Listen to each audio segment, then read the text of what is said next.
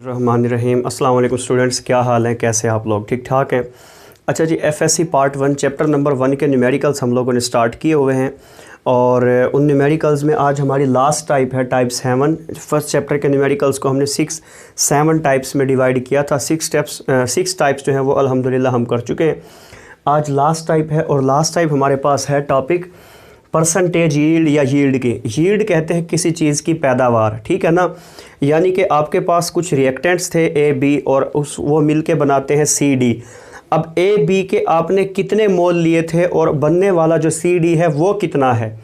ये जो बनने वाला सी डी है, जो प्रोडक्ट है, ये आपकी यील्ड कहलाता है। फिर ये यील्ड दो तरह की होती है, थ्योरेटिकल यील्ड यानी कि जो आपने सोचा था, और एक्चुअल यील्ड जो असल में आपको हासिल हुई। अब होता यह है कि जो असल में हासिल होती है वो हमेशा थोड़ी सी कम होती है। तो actual yield over theoretical yield multiply by 100, ये आपके पास टोटल परसेंटेज यील्ड आ जाती है कि आपके पास पैदावार टोटल हुई कितनी है, ठीक है। तो जो हमारे पास टाइप 7 है उसमें टोटल 2 न्यूमेरिकल्स हैं, एग्जाम्पल नंबर 14 और एक्सरसाइज का क्वेश्चन नंबर 22। आज हम एग्जाम्पल नंबर 14 करने लगे हैं। इसमें हम लोग देखते हैं कि वो क्या कहते हैं।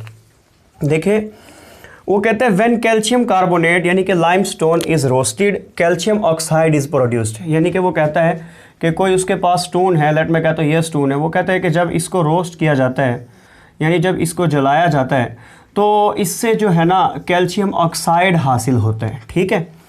When calcium carbonate is roasted calcium oxide is produced, और ये इसकी इक्वेशन है। यानी कि कैल्शियम कार्बोनेट को जब हीट किया तो वो टूट के कैल्शियम ऑक्साइड और कार्बन डाइऑक्साइड देगा, ठीक है।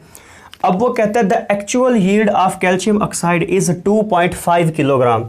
यानी कि अगर ये उसके पास कैल्शियम कार्बोनेट था, ठीक है, सपोज़, और उसको जब उसने जलाया तो वो कहता है मैंने एक्सपेरिमेंट से ये बात पता चलाई है कि एक्सपेरिमेंटली मैंने ऐसा देखा कि इसको जलाने से जो मेरे पास कैल्शियम ऑक्साइड आया ना वो आया 2.5 kg, यानी कि 2500 ग्राम, ठीक है। बात की समझ आ गई?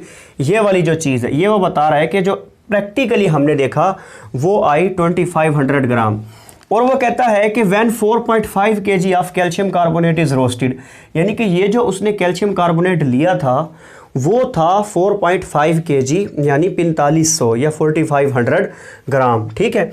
वो कहता है what is the percentage yield of this reaction. कहता है परसेंटेज यील्ड क्या होगी। परसेंटेज यील्ड थोड़ी सी देर पहले मैंने अभी आप लोगों से डिस्कस किया है कि परसेंटेज यील्ड ये होती है कि एक्चुअल यील्ड यानी कि एक्चुअल में पैदावार कितनी आई divided by theoretical multiply by 100, ये परसेंटेज यील्ड। अब वो कहता है कि एक्चुअल यील्ड तो मैंने आपको बता दी कि जब कैल्शियम कार्बोनेट को तोड़ा जाता है तो जो हासिल होने वाला कैल्शियम ऑक्साइड है उसकी एक्चुअल यील्ड तो मैंने आपको बता दी, वो है 2500 ग्राम। कहते हैं थ्योरेटिकल यील्ड आप इक्वेशन से फाइंड करो और फिर आप देखो कि इसकी परसेंटेज कितनी आई है। तो थ्योरेटिकल यील्ड हम हमेशा इक्वेशन से फाइंड करते हैं। एक और बात यहाँ पर बताता चलो कि इस क्वेश्चन को सॉल्व करने के 2-3 मेथड हैं, लेकिन मैं उसी मेथड से इस क्वेश्चन को सॉल्व करूँगा जो अभी तक हम लोगों ने स्टीचोमेट्री में यूज़ किया, लिमिटिंग रिएक्टेंट में यूज़ किया, वही मैं यहाँ पर यूज़ करूँगा ताकि आप लोगों को आसानी रहे। यानी वो हमारा क्या क्वेश्चन होता था कि जब हमें रिएक्टेंट्स ग्राम में दिए हो जाते थे तो हम रूल नंबर 1 क्या कह रहे थे कि रिएक्टेंट्स को मोल्स में कन्वर्ट कर लें। रूल नंबर 2 ये होता था कि इक्वेशन से आप रिएक्टेंट और प्रोडक्ट का कंपेयर करवाएं और प्रोडक्ट के भी मोल्स फाइंड कर लें और फिर मोल्स को आप कन्वर्ट कर दें ग्राम्स में। बात की समझ आ रही है? इस मेथड से हम लोगों ने सारे क्वेश्चन किए थे, तो इस क्वेश्चन को भी हम उसी मेथड से करेंगे। बुक में एक और मेथड से दिया हुआ है, वो मेथड भी ठीक है, इसी मेथड की एक और वो सिंप्लीफिकेशन है, लेकिन मैं इसी मेथड से करवाऊंगा। आप ना समझ आए तो मुझसे दूसरा मेथड भी समझ सकते हैं, ठीक है। अच्छा जी, अब वो कहता है, देखिए डाटा क्या है। कहता है कि 4.5 kg of calcium carbonate is roasted, यानी हमें पता है कि कैल्शियम कार्बोनेट कितना है 4.5 kg। तो ये हमारे पास रिएक्टेंट है, यानी कि उसने जो हमें रिएक्टेंट है, रिएक्टेंट का मैस बता दिया कितना है 4.5 kg, या हम कह सकते हैं उसे 4500 ग्राम। हमारा काम है रूल नंबर 1 रिएक्टेंट के मोल्स बना लेना। तो हम कहते हैं number of moles of reactant, mass of limestone 4.5 kg या 4500 ग्राम। मोलर मैस जो इसका होता है कैल्शियम कार्बोनेट का कैल्शियम का 40, कार्बन का 12, ऑक्सीजन का 48, तो ये मिलके बन गया 100 ग्राम पर मोल। मोल्स इसके हम फाइंड कर लेंगे। मोल्स का फार्मूला होता है mass of substance in gram over molar mass. तो ये हमारे पास आ गया 45 मोल्स, यानी कि अब हमें पता चल गया कि हमें जो है 45 मोल्स दिए गए हैं। ठीक है, 45 मोल्स हैं हमारे पास कैल्शियम कार्बोनेट के। दूसरा मैंने कहा था रूल नंबर 2 ये होता है कि इक्वेशन लिखो और रिएक्टेंट और जो प्रोडक्ट है इक्वेशन के लिहाज से उनका कंपेयर करवा दो। तो अब हम फाइंड करेंगे कि जब 45 मोल दिए जाए तो कैल्शियम ऑक्साइड के कितने मोल बनेंगे। ठीक है, number of moles of product.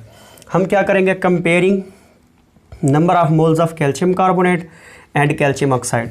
From balanced chemical equation we can see that 1 mole of calcium carbonate is producing 1 mole of calcium oxide. ठीक है, तो हमने लिख दिया 1 मोल प्रोड्यूस कर रहा है, जबकि हमारे पास कितने हैं, हमारे पास तो 45 मोल है। तो इस बात का मतलब ये है कि फिर 45 मोल अगर कैल्शियम कार्बोनेट के हों तो वो 45 मोल प्रोड्यूस करेंगे कैल्शियम ऑक्साइड की।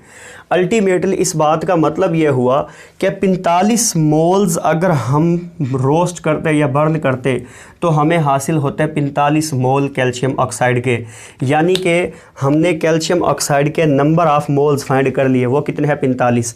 जबकि हमने क्या फाइंड करना था, हमने तो इसका थ्योरेटिकली मैस फाइंड करना था। ठीक है, आपको पता है जब आपके पास मोल्स गिवन हो तो मैस का फार्मूला होता है moles multiply by molar mass. ये देखें ना, मैं अगेन रिकॉल करवाता हूँ। मोल्स आपके पास बराबर होते हैं मैस इन ग्राम ओवर मोलर मैस। तो अगर आपने मैस फाइंड करना हो तो moles multiply by molar mass, ये फार्मूला बन जाएगा। अब हमारे पास 45 मोल्स जो है ना वो कैल्शियम ऑक्साइड के गिवन है, हमने इसका मैस फाइंड करना तो हम क्या करेंगे, moles multiply by molar mass. Mass of calcium oxide बराबर हो जाएगा मोल्स ऑफ कैल्शियम ऑक्साइड जो कि 45 हैं multiply by molar mass. Calcium का हो गया 40, 16 ऑक्सीजन का, तो ये हो गया 56। तो ये हमारे पास आता है मैस, इसका आता है 2520 ग्राम।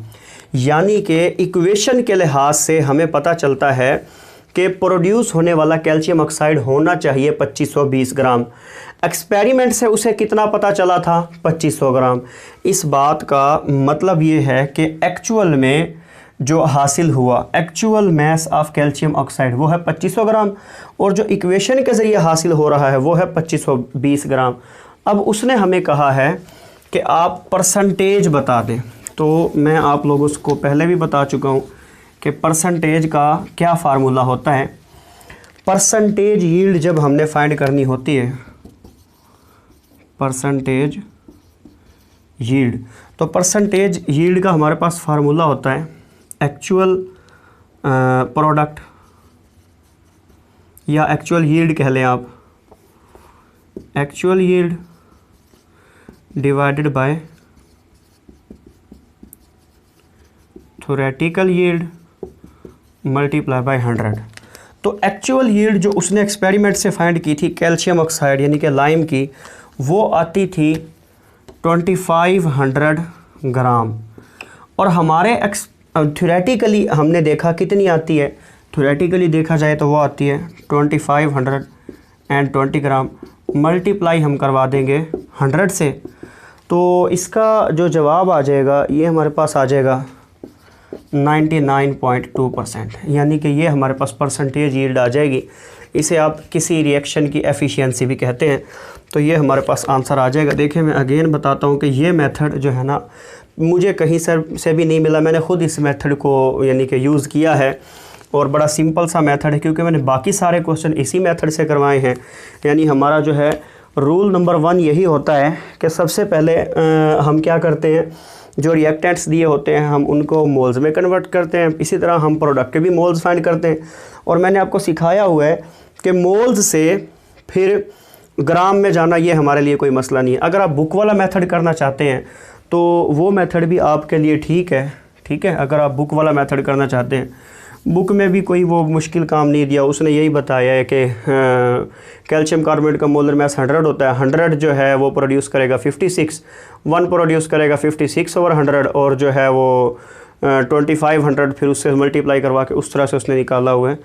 तो वो भी कोई मुश्किल काम नहीं, उस तरह से भी आपका क्वेश्चन हो जाएगा। ठीक है जी, अगर आपको इस क्वेश्चन में कोई चीज़ नहीं समझ आई तो आप मुझसे कमेंट सेक्शन में पूछ सकते हैं। इस चैप्टर का हमारा लास्ट न्यूमेरिकल रह गया क्वेश्चन नंबर 22, वो हम इंशाल्लाह जो है ना वो नेक्स्ट वीडियो में करेंगे, कल हम उसको करेंगे। ठीक है, मुझे इजाज़त दीजिए। Thank you very much and अल्लाह हाफिज़।